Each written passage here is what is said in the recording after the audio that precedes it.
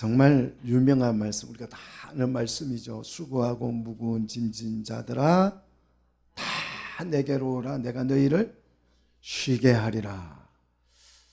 현대인들에게, 정말 우리 현대인들은 숨쉬고 있는 것이 다 뭡니까? 힘들죠. 스트레스 상황이죠.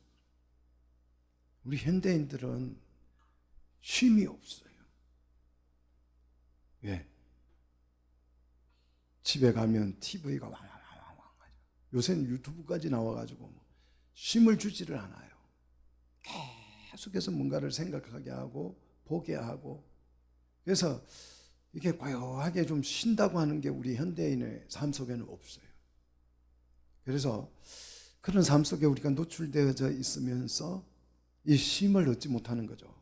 그래서 오늘 이 말씀은 너무, 주님의 이 외침은 너무너무 우리에게 달콤한데요, 이 쉼이라고 하는 것이 뭐냐?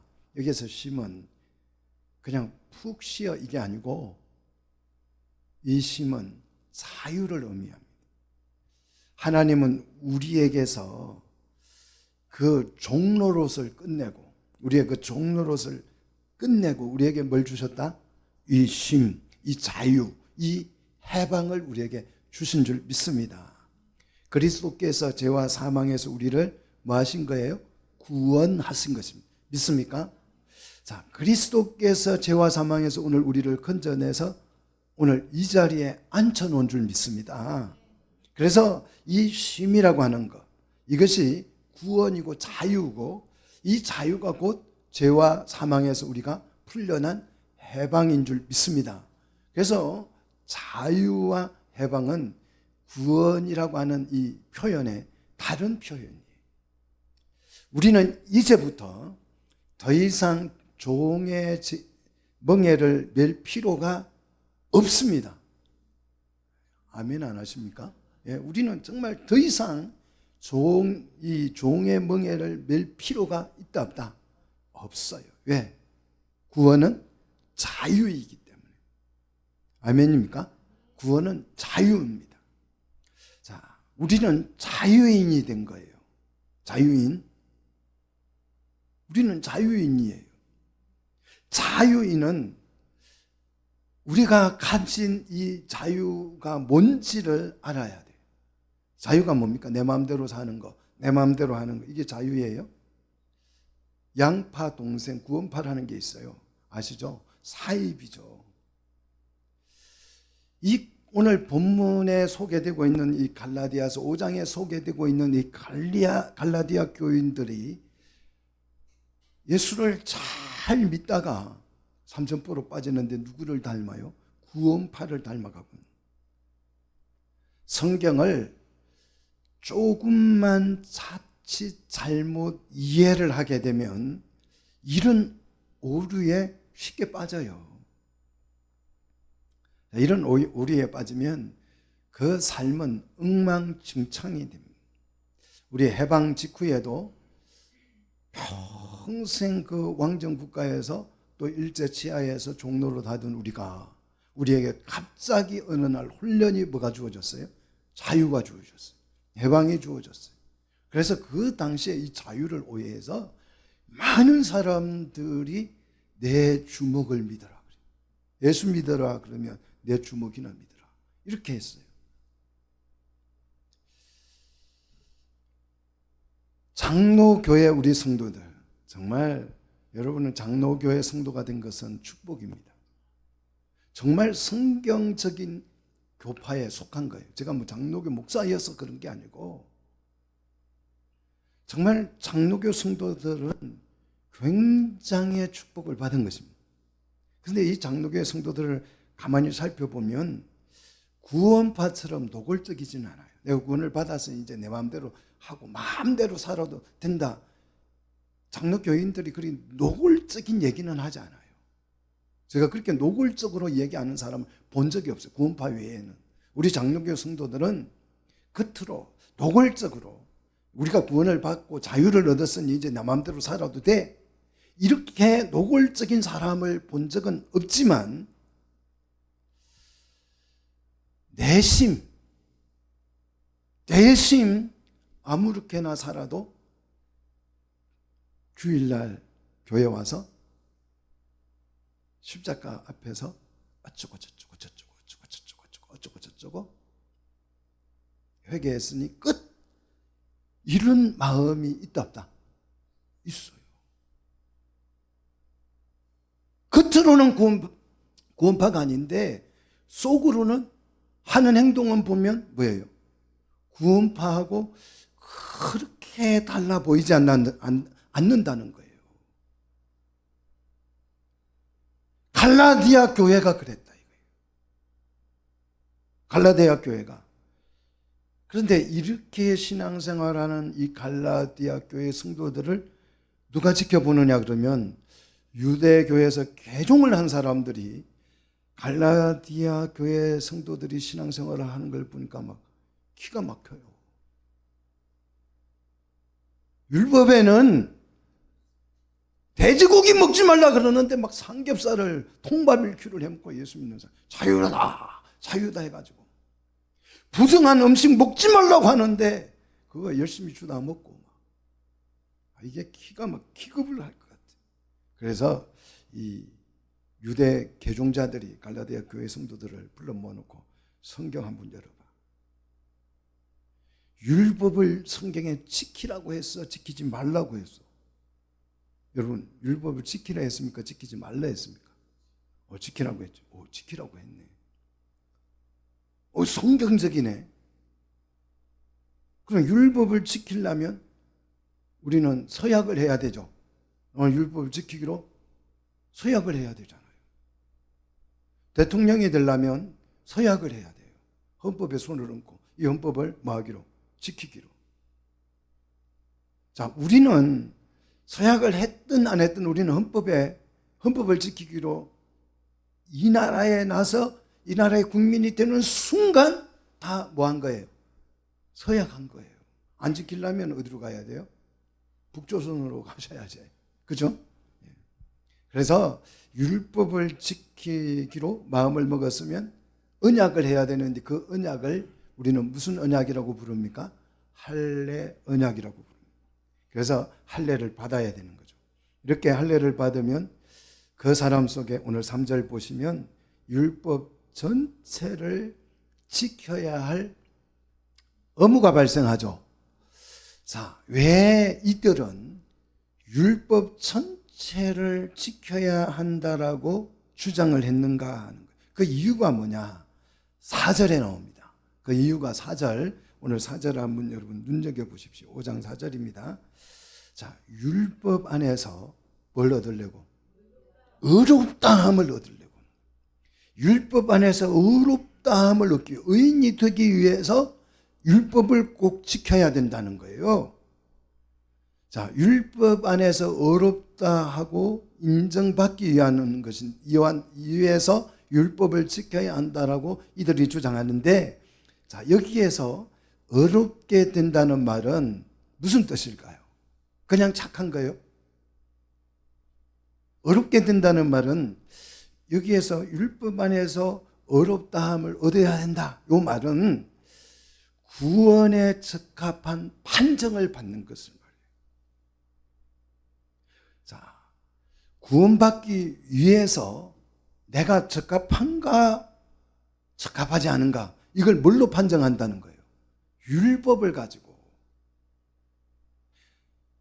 갈라디아 교회 성도들을 딱 보니까, 하는 행동을 보니까, 율법에 비추어 율법의 기준을 대로 적용해 보니까 이 사람들은 구원을 받기에 적합하다 적합하지 않다?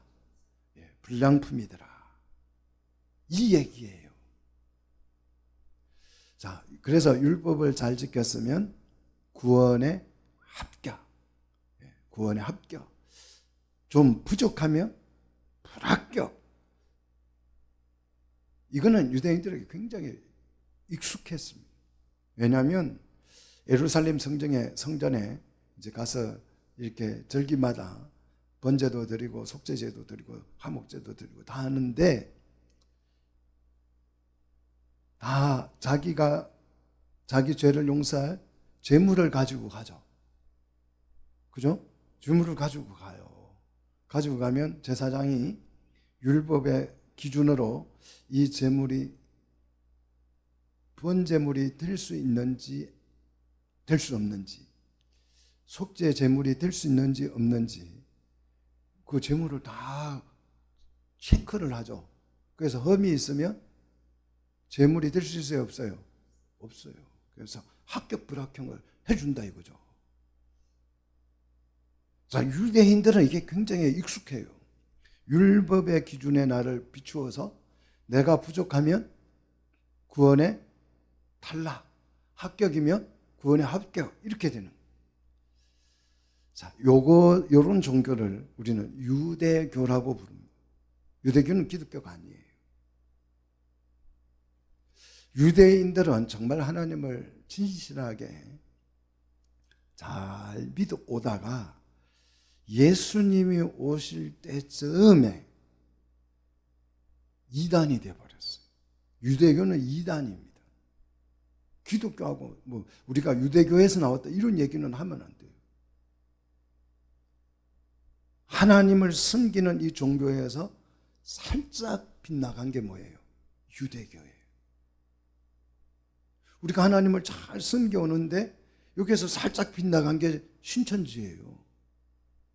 예수님을 잘 믿어오다가 빗나간 게 유대교입니다. 자, 구원받기 위해서 율법을 완벽하게 지키기로 할례 언약을 맺으면, 하나님과 할례 언약을 맺으면 당연히 그리스도에게서 끊어지고 은혜에서 떨어지는 거죠. 왜? 예수님의 구원과 아무 관계가 없는 거잖아요. 할례 언약을 지켜서 할례를 받아서 율법을 다 지켜서 내가 구원을 받는다라고 한다면 예수님이 우리 대신 죄값을 지불하고 우리를 죄와 사망에서 건져내 주신 그 구원, 그 은혜의 구원과는 전혀 상관없는 구원이에요. 그래서 이렇게 생각하면 그리스도와 그리스도의 은혜에서 떨어지는 것입니다. 자, 우리는 그리스도에게 붙어 있어야 구원을 받는 줄 믿습니다. 우리는 그리스도의 은혜에 붙어 있어야 구원을 받는 줄 믿습니다. 구원받기 위해서 율법을 이들은 지켰는데 도리어 그리스도의 구원에서 끊어지는 거죠. 세상에 율법을 지켜서 구원을 받은 사람도 없고 앞으로 받을 사람도 없습니다. 율법을 지켜서 구원을 받는다라고 주장하면 덮어놓고 뭡니까? 이단이에요. 내가 구원을 받기 위해서 조금이라도 뭔가 노력을 해서 내가 구원에 보탬이 된다고 주장해도 사입입니다. 구원받은 사람이 그래서 율법을 지킬 필요가 있다 없다? 구원받기 위해서 율법을 지킬 이유가 있다 없다? 없다. 이미 우리는 구원을 받았기 때문에 또 구원을 받으려고 율법을 지킬 필요가 있다 없다? 없다는 거예요. 우리는 이미 구원을 받은 것입니다. 믿습니까? 구원을 받았는데 예수 그리스도를 믿고 구원을 받아서 여기에 와 있는데 또 구원받기 위해서 율법을 지켜야 한다고 하면 말이 애시장도 안 맞잖아요. 이해가 되십니까? 그러면 성도는 어떻게 살아야 하는가? 율법도 없이 우리는 어떻게 살아야 하느냐 이거죠. 뭐 법이 있어야 우리는 대한민국을 어떻게 삽니까? 법 지키면서 살잖아요. 우리 예수 믿는 사람은 하나님의 나라 백성은 어떻게 살아야 하냐 이거죠. 이 삶의 기준을 말해주지 않으니까 이제 구원받았네 이러고 이제 끝난 거예요. 구원받았네 아무렇게 놔도 괜찮아. 구원받처럼 노골적으로 표현은 못하지만 속으로는 내심 뭐 죄 지어봤자 또 주일은 항상 돌아오면 또 뭐 할 거예요? 어쩌고 저쩌고 할 거예요. 그러면 또 다 용서를 받았대. 이런 이상한 삶이 되어버린 것이. 그래서 결국 구원을 받았어도 율법을 조금은 지켜야 한다. 이런 궤변들이 막 생겨나기 시작한 것입니다. 먼저 요 문제를 알기 위해서 율법이나 이 성경이 말하는 이 계명이 뭔지를 이해하셔야 돼요. 율법과 계명은 하나님 우리에게 주실 때 구원을 위해서 주신 것이다, 아니다. 구원받는 방법으로 이렇게 살면 구원을 받을 수 있어 해서 율법이나 계명을 주신 것입니까? 아니죠. 율법은 그 자체가 구원을 받는 법이 아니에요. 이 구원을 주신 원래 취지가 구원을 받도록 하기 위해서 준 게 아니에요. 법 취지가 그렇습니다. 구원의 자격을 갖출 목적으로 하나님께서 우리에게 율법을 주신 것이 아니에요. 율법은 뭐냐? 기준입니다. 기준.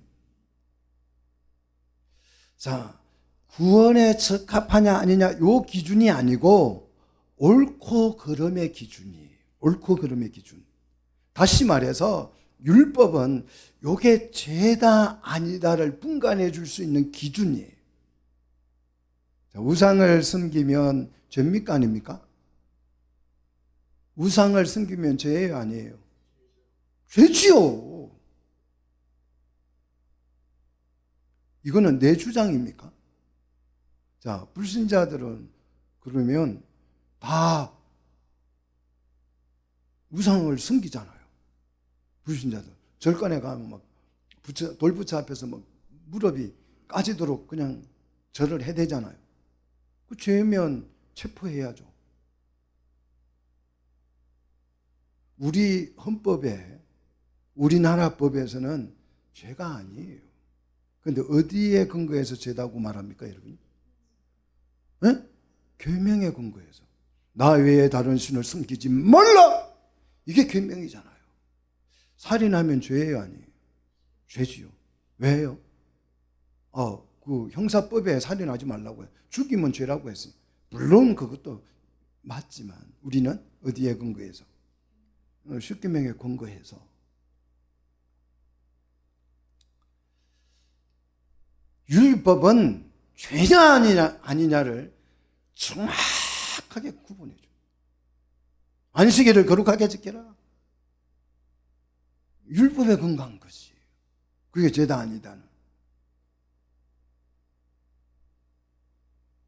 이게 죄냐 아니냐는 우리는 헌법이나 무슨 형사소송법이나 뭐 상법이나 이런 거 가지고 죄냐 아니냐를 판단하는 것이 아니고 우리는 뭘 가지고?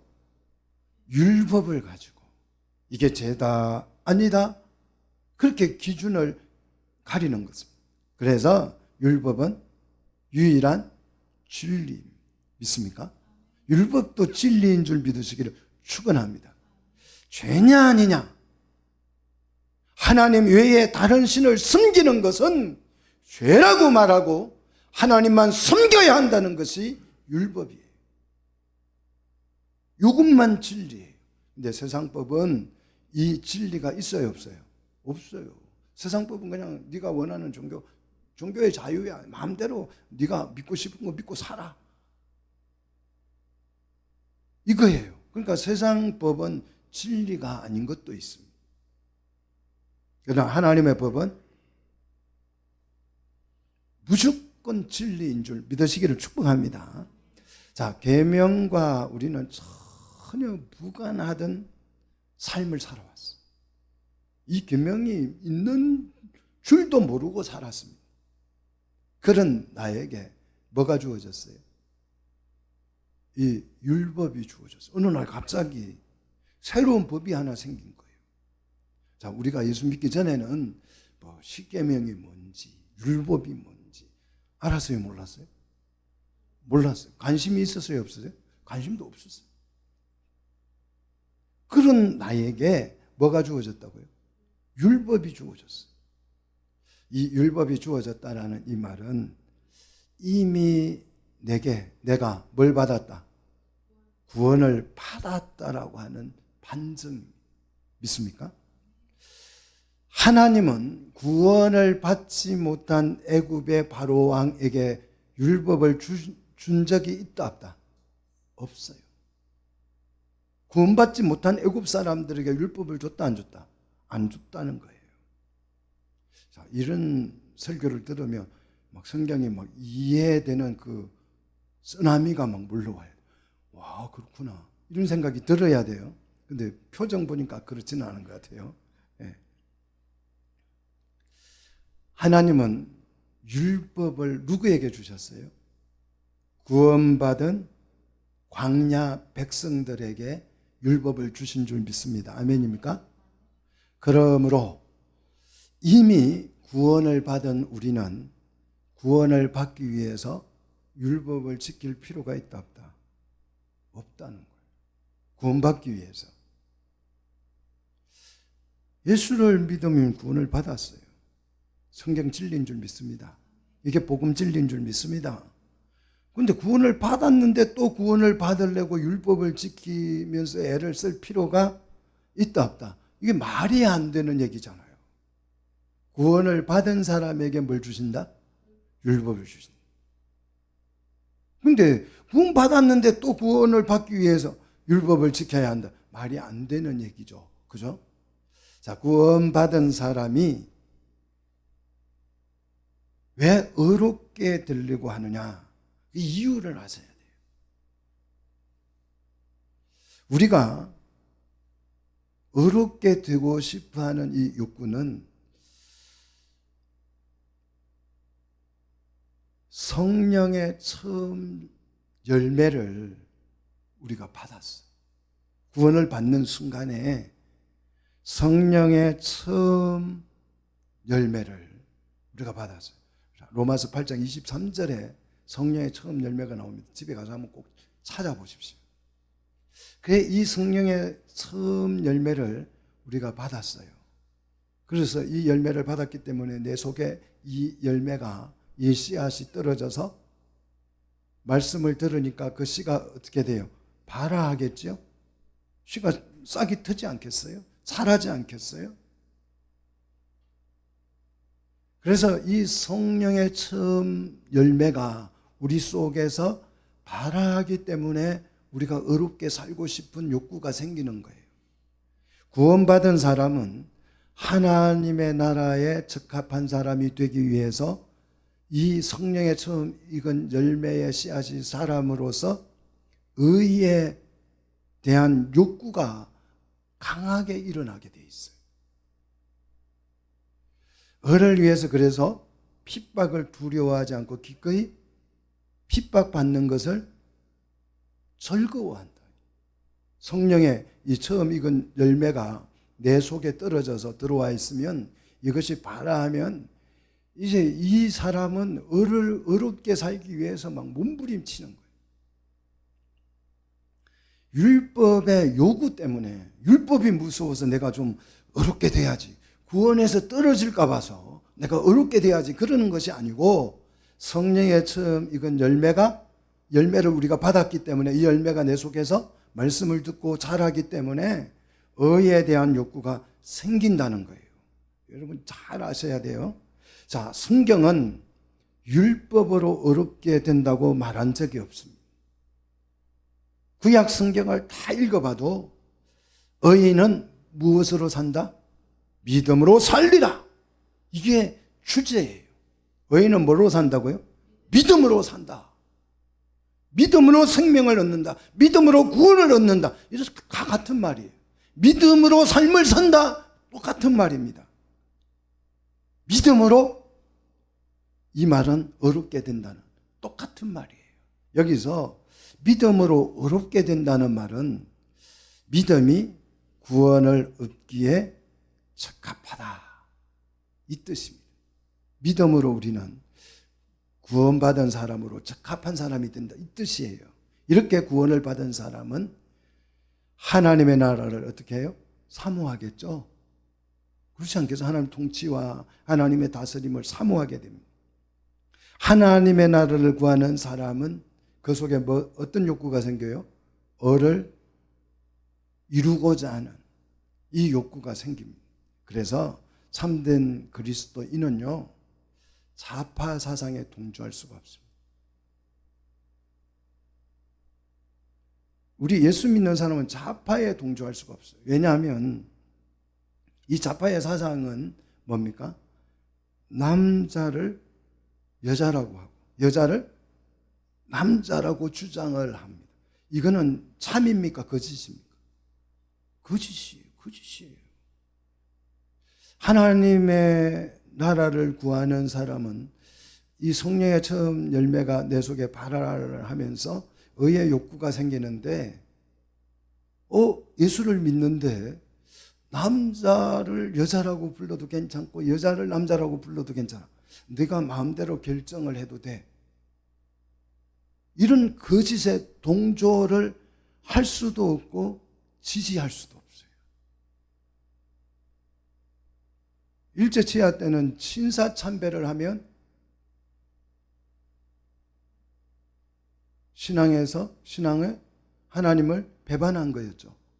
지금 이 시대에는 이런 거짓 사상에 동조를 하면, 지지를 하면 뭐예요? 신앙을 배반하는 거예요. 교회 다녀도 배반하는 거예요.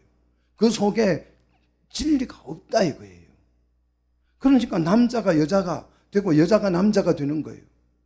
자, 예수 믿는 사람이 나는 남자가 되고 싶어, 여자가 그러고 해서 막 머리 자르고 이렇게 남장을 하고 다니면서 나는 남자야 이렇게 주장을 하면 그 사람은 거짓에 사로잡힙니다. 예수를 믿어도 그 사람은 그리스도인이다 아니다, 겉으로만 주장만 예수 믿는 자기 주장일 뿐이에요. 믿음이 없어요. 남자가 또 막 화장을 해가지고 미니스커트 입고 힐을 신고 그냥 궁뎅이를 옆으로 막 흔들면서 나는 여자야 이러고 다녀도, 그런 사람이 교회를 다니고 예수 믿는다고 주장을 해도 그 자체가 뭐예요? 거짓이기 때문에 그 속에 진리가 있다 없다? 복음은 진리인데요. 자, 우리가 진리에 조금 부족한 것과 진리에 대해서 거짓을 막 억지로 거짓이 아니라고 주장하는 것은 달라요. 우리는 전부 다 뭐예요? 죄인입니다. 믿습니까? 그냥 우리는 스스로 그렇게 말하잖아요. 그래서 교도소에 가면 전부 다 어렵다고 주장하는 사람밖에 없고, 교회에 오면 스스로 죄인이라고 자백하는 사람밖에 없다 그러잖아요. 내가 거짓말을 막 억지로 주장하는 사람, 그거는 진리의 사람이 아니에요. 죄가 있느냐 없느냐 그게 아니고, 어렵느냐 아니냐 그게 아니라 내가 죄인으로 인정하는 이 자체가 뭡니까? 진리다 이거예요. 우리 속에 진리가 있는 줄 믿으시기를 축복합니다. 오늘 본문은 이렇게 설명합니다. 5절을 보십시오. 우리가 성령으로 믿음을 따라 어떤 소망을 갖게 돼요? 의의 소망을 갖게 된다 그랬어요. 성령에 의해서 믿음 때문에 의의 소망이 생기는데, 이 의의 소망이라고 하는 것은 의를 실현하고자 하는 소망이겠죠. 그죠? 자, 이 소망은 율법의 요구에 의한 소망이 아니고 뭐에 의한 소망이다? 성령에 의한, 성령을 따르는 그 삶에 의한 소망이라는 것이, 성령으로 믿음에 따라 생긴 소망이 바로 의의 소망이에요. 그래서 율법으로 어렵게 될 수가 없는 거예요. 율법 전체를 지킨다고 해도 우리는 어렵게 될 수 있다 없다? 다 지켜도 우리는 율법으로 어렵게 될 수 없고 구원을 얻을 수 있는, 구원을 획득할 수 있는 길이 없다는 거예요. 오늘부터 우리 교회가 할례 언약을 딱 받고 죽을 때까지 맹세를 했습니다. 뭘 다 지키기로, 율법을 다 지키기로 오늘부터 맹세를 해서 100% 다 지켰어요. 그러면 구원을 받을까요, 못 받을까요? 아니, 율법 다 지켰으면 죄가 있어요, 없어요? 율법 다 지켰으면 죄가 있어요, 없어요? 그럼 죄 없는 사람도 지옥에 던져 넣습니까? 자, 오늘부터 우리가 할례 언약을 맺고 죽을 때까지 죄를 안 짓고 율법을 다 지켰어요. 구원 받을까요, 못 받을까요? 자신 없으세요? 왜 구원을 못 받느냐? 그러면 이미 지은 죄는 해결할 수가 없어요. 이미 지은 죄는.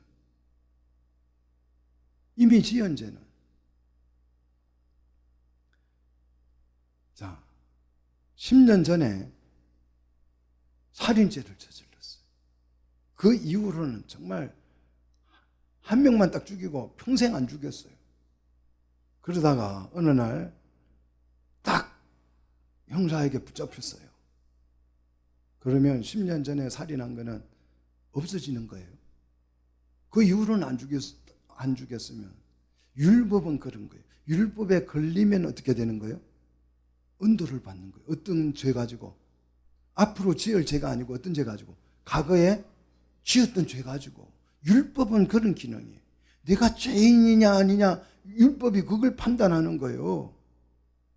그래서 율법에 걸리면 우리는 여지없이 사형의 은도를 받을 수밖에 없어요. 이게 율법의 시스템입니다. 그러므로 우리는 율법으로는 구원을 받을 수 있다 없다? 없다는 거예요. 그래서 6절을 보시면 자, 어렵게 되는 데는 할례도 뭐 할례도 소용이 없다는 거예요. 그럼 뭐가 소용이 있느냐?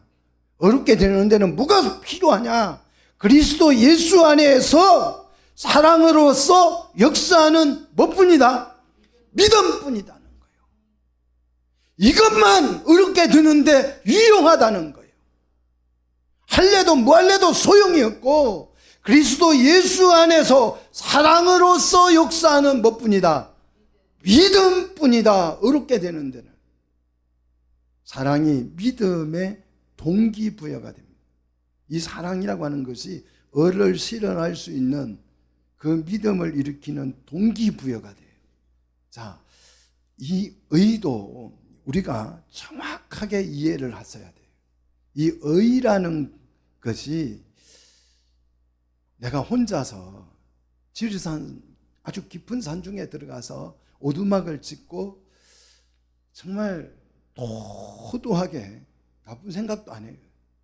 그냥 지리산 깊숙이 들어가서 혼자 도도하게 나쁜 생각도 안 하고 그냥 그 새소리 들으면서 물소리 들으면서 그 감자 캐 먹어가면서 그냥 밭을 일구면서 아주 도도하게 열심히 그냥 혼자서 깨끗하게 살았어요.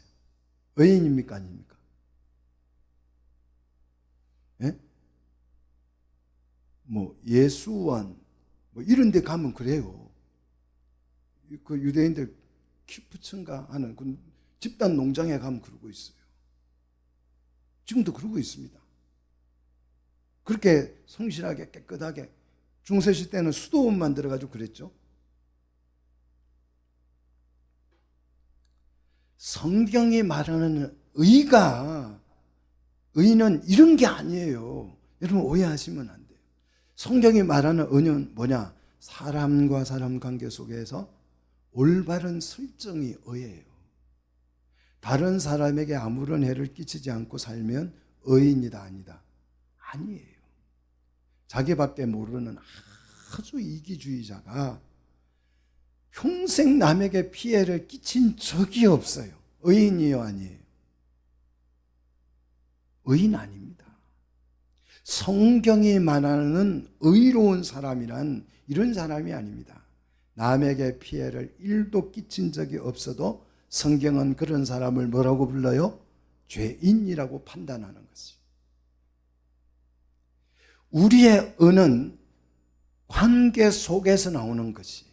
더 나아가서 하나님과 나 사이의 올바른 관계를 우리는 뭐라고 불러요? 의라고 부르는 것입니다. 그래서 하나님이 보시기에 어렵더라 해야 되는 거예요. 하나님이 욥을 보고 하나님 보시기에 뭐 했다? 어렵더라. 노아를 보시고 하나님 보시기에 어렵더라. 이렇게 표현해요. 하나님과 관계가 좋더라 이 말이에요. 하나님과 관계가 좋은 것을 어렵다고 표현하는 것입니다. 사랑은 믿음으로 어렵게 되도록 동기부여를 하는 것입니다. 믿습니까? 자, 지금까지 갈라디아 교인들은 이렇게 신앙생활을 정말 잘 해왔다. 7절에 그렇게 칭찬하죠. 그런데 갑자기 이들에게 이렇게 신앙생활, 양순하게 신앙생활하는 이 갈라디아 교인들에게 누가 나타나요? 이들의 이 신앙생활을 방해하는 세력이 나타났죠. 그 사람들의 주장이 뭡니까? 8절에 이들은 할례를 지켜야 어렵게 된다라는 권면을 합니다. 하지만 이 권면은 너희를 부르신 이에게서, 우리를 부르신 이는 누굽니까? 하나님이죠. 하나님에게서 난 것이 아니라는 거죠. 그럼 뭐냐 이것이? 9절에 적은 누룩이 온덩이에 퍼진 것이다. 거짓 교훈이고 죄악의 교훈이다. 그렇게 진단하죠. 우리는 믿음으로 어렵게 된다라는 진리의 복음만 믿어야 할 줄 믿습니다. 바울은 갈라디아 교회 성도들을 위로합니다. 10절 너희들이 다른 생각하지 않을 줄을 내가 확신한다. 그리고 이 갈라디아 교회인들의 신앙을 해방한 거짓 복음을 전한 그들에게 엄중 경고를 하지요. 성도들을 헷갈리게 한 그들은 반드시 뭘 받을 것이다? 심판을 받게 될 것이다 경고를 합니다. 그러면서 11절에 갈라디아 교회 성도들에게 흔들리지 말 것을 다시 얘기하면서 내가 할례를 받았더라면 내가 왜 핍박을 받았겠는가? 십자가의 걸림이 제거됐을 것이다. 그렇게 말하면서 바울은 아주 단호하게 12절에 이렇게 말합니다. 혼란스럽게 하는 자들을 어떻게 하라고요? 내쫓아버리라. 내쫓아버리라. 교회에서 출교시켜버리라. 복음의 진리에서 벗어난 자들은 그들을 설득해서 교육해서 회개하게 하고 이렇게 하지 말고 어떻게 하라고요? 내쫓아버리라는 거지. 교회는 진리를 해방하는 사람들에 대해서 이렇게 단호해야 합니다. 자, 그럼 구원을 받아서 해방된 자, 참 자유를 얻은 우리, 구원받은 우리는 율법도 없이 어떤 기준으로 우리가 살아야 하는가? 어떻게 살아야 하나님의 나라에 적합한 사람이 될 수 있는가? 그걸 설명해 주는 게 13절입니다. 우리 13절 같이 읽겠습니다. 형제들아 너희가 자유를 위하여 부르심을 받았으나 그러나 그 자유로 뭐 하지 말고 육체의 기회를 삼지 말고 그랬어요. 하나님이 죄와 사망에서 구원하여 자유를 주신 것은 육체의 욕구대로 마음대로 하고 살라고 주신 것이 아니라는 거예요. 하나님이 죄의 종로로 닫은 우리를 구원하신 이유, 그것은 오직 한 가지다. 뭐다? 사랑으로서 서로 종로로 타라고 주신 것이다. 구원해 주신 것이다. 자, 죄의 종에서 벗어나 사랑의 종로로시, 사랑의 종이 되라고 우리에게 뭘 주셨다고요? 자유를 주셨다는 거예요. 요 말씀 속에 굉장한 진리가 숨어 있습니다. 율법주의자들은 할례를 받아서 율법 전체를 지킬 의무가 생기고 그래서 율법을 지켜야 어렵게 되어서 구원을 받는다라고 주장을 하는 것이 율법주의자들입니다. 그래서 가끔 이제 그렇게 말해요. 주일날 빠지면 구원 못 받아. 11주 안 하면 구원 못 받아. 이게 율법주의적 사고에서 나온 거예요. 그렇게 살아가지고 구원 받겠어요? 이게 뭡니까? 율법주의자의 형태죠. 사실상 이것은 유대인들도 율법을 다 지켰다 못 지켰다? 못 지켰다. 그래서 율법을 지켜 구원을 받는다는 이 논리는 가짜고 거짓이고 100% 실패합니다. 바울은 전혀 다른 방식의 말씀을 오늘 우리에게 해주고 있죠. 율법을 어떻게 완전하게 지킬 수 있는 그 방식을, 다른 방식을 말해주고 있어요. 할례를 받아서 율법을 다 지킬 수 있는 것이 아니고, 구원을 받은 사람은 하나님이 주신 자유로 사랑으로 서로 뭐가 될 때, 종이 될 때, 종노릇을 할 때에, 서로 종이 된다는 말은 서로를 섬긴다는 뜻이죠. 여러분을 제가 섬기려면 제가 여러분보다 어떻게 돼야 돼요? 낮아져야 섬길 수 있겠죠. 여러분도 마찬가지예요. 성도를 섬기려면 상대방보다 나를 낮추어야 섬길 수 있는 거죠. 그게 이제 사랑으로 된다는 거죠. 율법에 의하면 당신을 낮추어서 상대방을 섬기라고 했어. 그래서 율법이 무서워서 그러는 것은, 이거는 사랑에 의해서 종로로 사는 게 아니에요. 율법에 따라 하는 거죠. 율법에 이웃을 대접하라고 그래서 그거는 사랑이 아니죠. 우리는 뭐로? 사랑으로예요. 사랑으로. 자, 이렇게 사랑으로 종노릇을 할 때 굉장히 엄청난 일이 일어나죠. 14절 같이 읽겠습니다. 온 율법은 내 이웃 사랑하기를 내 자신같이 하라 하신 말씀에 어떻게 됐다? 다 이루어졌다는 거예요. 여러분 놀랍지 않습니까? 율법을 다 지켜야 한다고 해서 할례 언약을 받고 율법을 하나하나 깨알 같은 율법들을 지키려고 애썼는데도 실패했는데, 어떻게 하면 율법을 다 지켜버린다고요? 사랑으로 내 이웃을 사랑하면 그냥 그 사랑 안에 율법이 다 뭐 된다? 실현되어 버린다는 거예요. 이웃을 내 몸처럼 사랑해버리면 율법을 전체를 지키는 것과 같은 것이 돼요. 왜냐? 율법의 목적이 바로 이것이기 때문이에요. 율법이 우리에게 요구하는 것은 이웃에게 해를 끼치지 말라는 거예요. 여러분, 하나님에게 해를 끼치지 않는 것은 뭡니까? 우상을 섬기지 않는 거예요. 이웃에게 해를 끼치지 않는 것은 이웃의 것을 탐내지 않는 거죠. 이게 어디에서 나온 거예요? 율법에서 나온 게 아니고 사랑에서 시작된다는 거예요. 이 율법을 주신 목적은 이웃을 해치지 말라는 뜻이에요. 하나님을 해치지 말라는 뜻이에요. 하나님을 해치지 말고 하나님을 말하는 거예요. 섬기라는 거죠. 이게 어디에서 나온 것이다? 사랑에서 나오는 것이다. 사랑하면 이것이 어떻게 된다? 저절로 해결이 된다는 거예요. 그러므로 우리가 서로 사랑하지 못하면 15절, 서로 물고 뜯으면 어떻게 된다? 둘 다 폭망한다. 물고 뜯으면 그 속에 뭐가 없어요? 사랑이 없는 거죠. 그런데 자, 이 사랑이 문제예요. 이 사랑이 문제잖아요. 자, 오늘부터 내가 이 왼순놈을 내가 사랑을 해야지 결심을 했어요. 그래서 참 기도 열심히 하고 내가 이 왼수를 사랑해 봐야지. 그래서 양발도 좀 이제 예쁘게 이렇게 갭이 놓고 이렇게 해서 맛있는 것도 해놨어요. 근데 이 왼수가 다 이제 밥 먹으라고 이제 해서 맛있는 그 상을 차려놓고 그 위에다가 하트도 한 개 이렇게 콩으로 만들어 놓고 이렇게 해서 밥을 탁 차려줬어요. 근데 이 왼수가 한마디 탁 하는데 화가 팍 나요. 쓸데없이 이런 걸 왜 했어? 이러면 여러분, 사랑은 작심한다고 된다 안 된다? 내가 오늘부터 우리 교인들을 진짜 나는 사랑할 거야. 작심한다고 사랑이 될까요? 안 될까요? 작심한다고 되는 게 아니에요.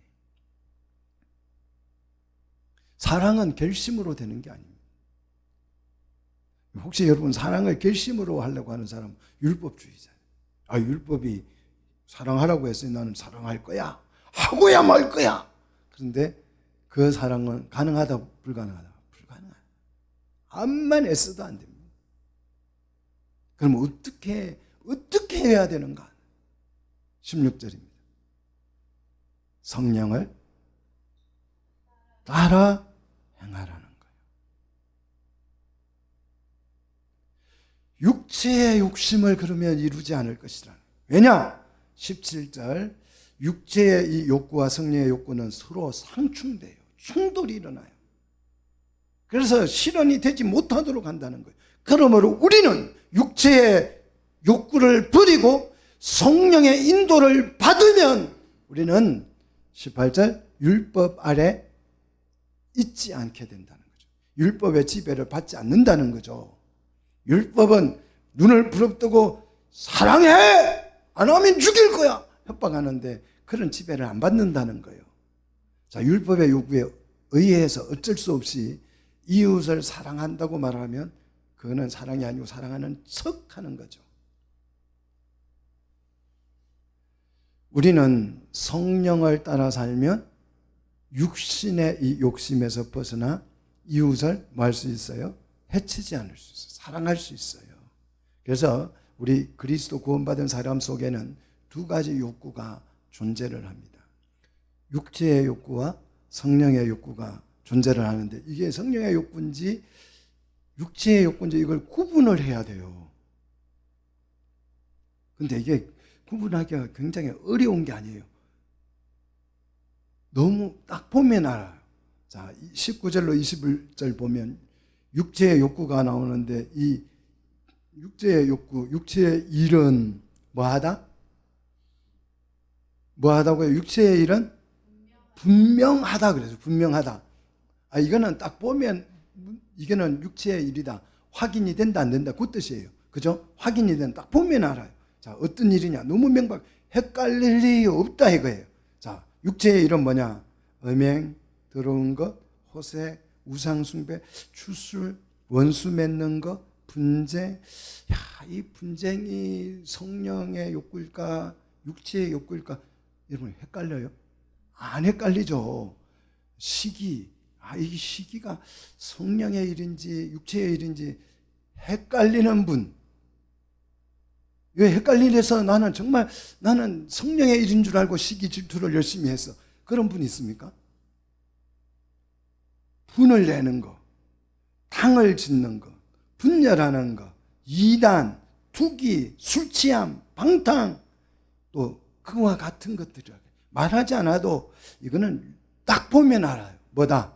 육체의 일이다. 너무 명확하다는 거예요. 이 육체의 욕구들을 다 보면 전부 다 어디에서 일어나는 거예요? 관계 속에서 관계를 파괴하는 것들이에요. 음행하면 누구와 관계가 깨져요? 아내와 관계가 깨지지요. 더러운 짓을 하면 그렇지요. 호색도 마찬가지로 우상숭배를 하면 누구와 관계가 깨져요? 하나님과의 관계가 깨지는 거예요. 당을 지으면 교회와 관계가 깨지는 거고 이단이 되면 교회와 관계가 깨어지는 거죠. 투기하면 이웃과 이웃의 관계가 부서지는 거예요. 다 관계를 파괴하는 것들은 뭐다? 육체의 일이다. 이 육체의 욕구를 따라 살면 21절 끝에 이런 일을 하는 자들은 하나님의 나라를 유업으로 받는다 못 받는다? 못 받는다. 여기서 주제가 달라지죠.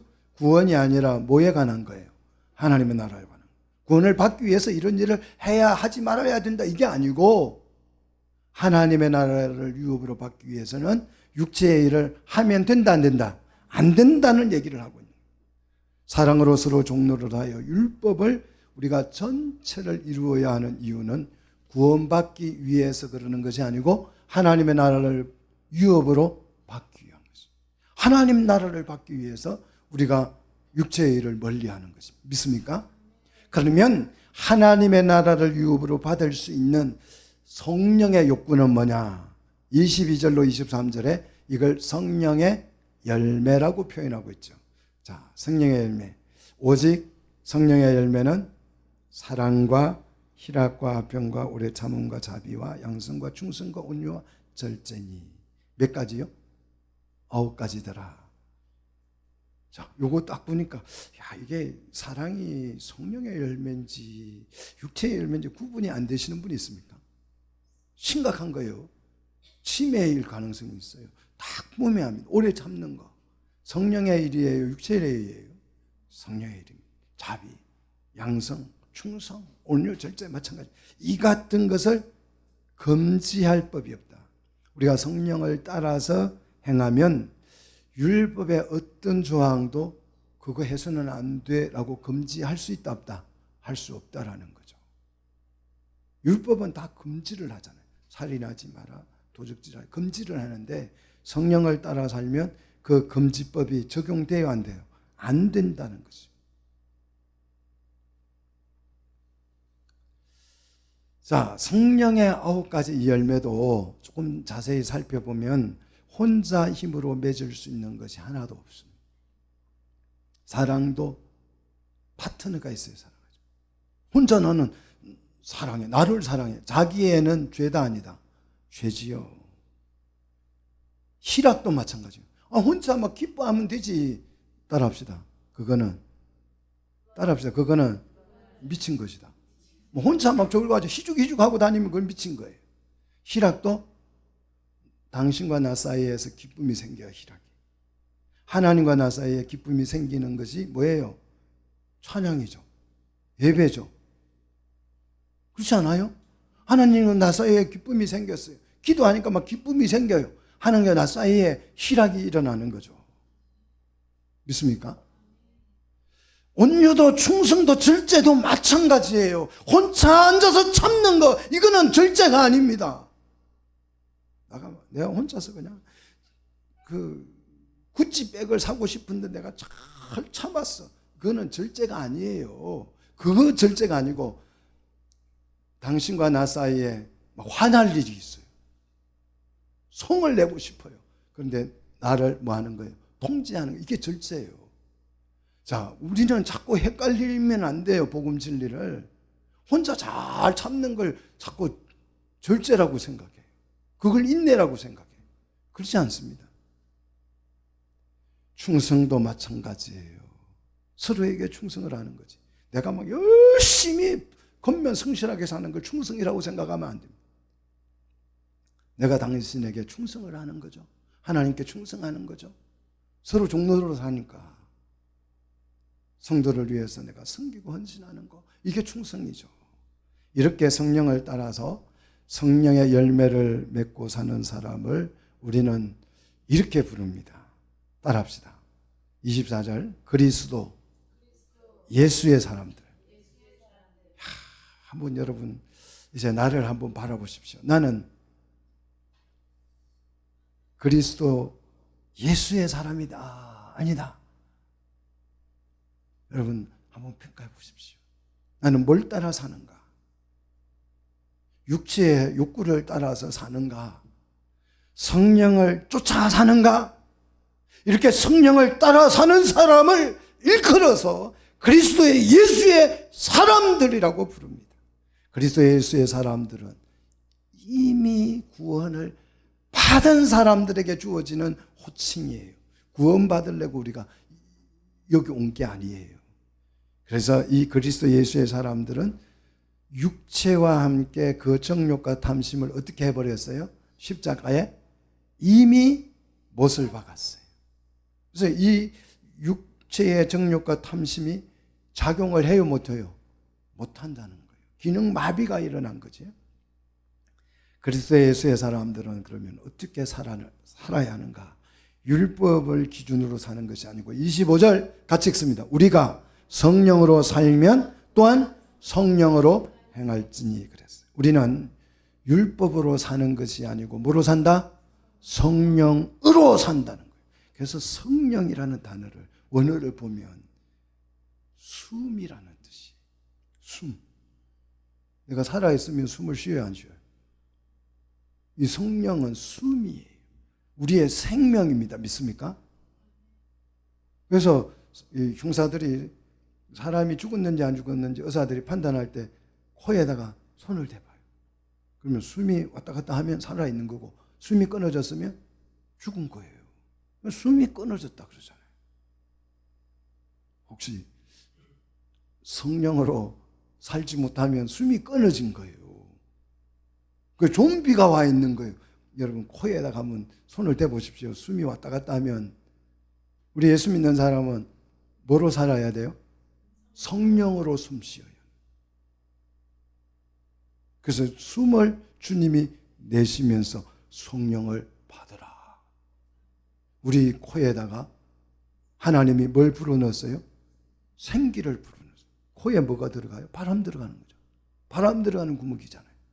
그 성령을 받음으로써 우리는 생명을 얻게 되고, 이 성령께서 우리를 지배하고 다스리는 줄 믿습니다. 이렇게 성령으로 살면 26절 헛된 영광을 구해요, 안 구해요? 나는 율법을 잘 지켰으니까 내가 너보다 높아, 내가 더 높이 될 거야, 더 주님의 오른쪽에 앉을 거야, 이런 헛된 영광을 구한다, 안 구한다? 안 구한다. 왜? 성령으로 살면 서로 뭐가 돼요? 사랑으로 종노릇을 하기 때문에 이런 허망한 생각을, 허망한 주장을 하지 않는다는 거예요. 그래서 성령으로 살면 율법 전체를 이루어서 하나님의 나라를 유업으로 받게 되는 줄 믿습니다. 그래서 뭐가 필요하다, 우리에게? 뭐가 필요하다? 성령이 필요하다. 예수 믿는 사람은 성령이 필요하다. 성령이 언제 오셔요?